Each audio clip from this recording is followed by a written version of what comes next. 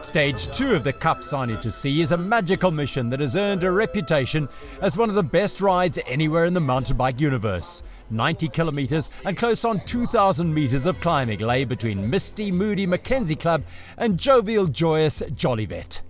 These are conditions I really enjoy. I think Arnu and I both thrive in some conditions that are a bit more technical. So excited to see how it unfolds, and it's still going to be a really hard day with the second half being really tough. So yeah, save the legs as much as we can and also have fun, I think. The stage is a teasing mix of pure adrenaline, majestic views and serious toil. Some say it might be the perfect day of mountain biking. Having raced for position, they dropped into the upper reaches of the Umkomaas Valley on the first of an endless trail of single tracks. The cloud and mist had lifted, opening a stupendous view of the mighty Umko River hundreds of meters below. Light overnight rain had left the trails a touch on the greasy side. Du Toit and Bontekoning were again in between the Paiga Eurosteel leaders Jaden Turlo and Michael Foster as they slid through Yankees Doodle. The race was on. Just 3.5 minutes separated the top two teams. It was all to play for on a day that very often defines the race. The flying young guns, 18-year-olds JP du Plessis and Lood Goosen, hung on for as long as they could. Goosen would not be the last to fall foul of the slippery corners. They charged past the sani2c beneficiary Msanyana School at breakneck speed. Du Toit led Turlo, Bontekoning, Foster and JP du Plessis, who was backing partner Goosen to dig deep and catch the bunch after his slide out. The Paarl youngster gassed it along the canopy trail and soon enough found his partner's back wheel. Once at the bottom, they charged along the riverside trail, the Umko their guardian to the left, before they crossed the river over the Atlas Copco floating bridge.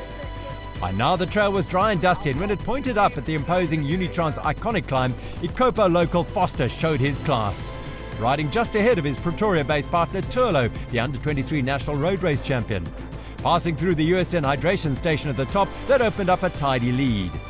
On the exposed open forest roads, they worked hard to maintain the gap. They know just how tenacious the Kings of Neon are just behind them.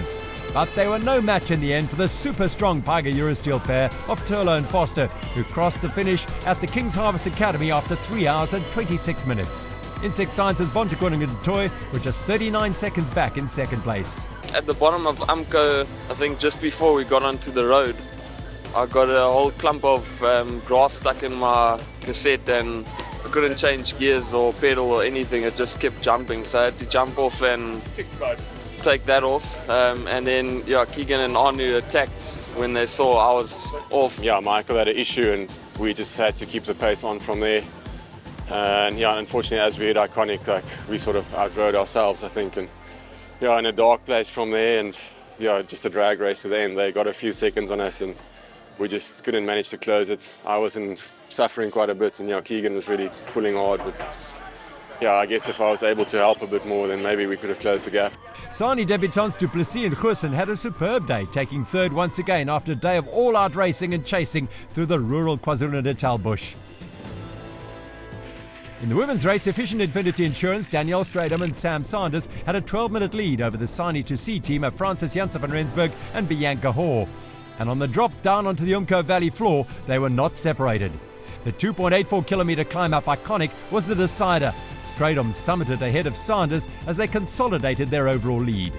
Francis Janssen van Rensburg is turning her focus from road racing to the trail this year and looked good for it as she led Bianca Hoare on the open roads. Bell Equipment's Hayley Smith and Janice Venter were tenacity personified as they grittily held on to their third place on the GC standings.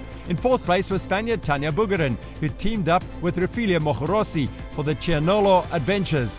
It was a smiling Danielle Stradham and Sam Sanders who took the win in 4 hours and 10 minutes at King's Harvest Academy, 3 out of 3 for the Efficient Infinity Insurance pair. Bianca Hoare and Francis Janssen van Rensburg were 10 minutes back in second place.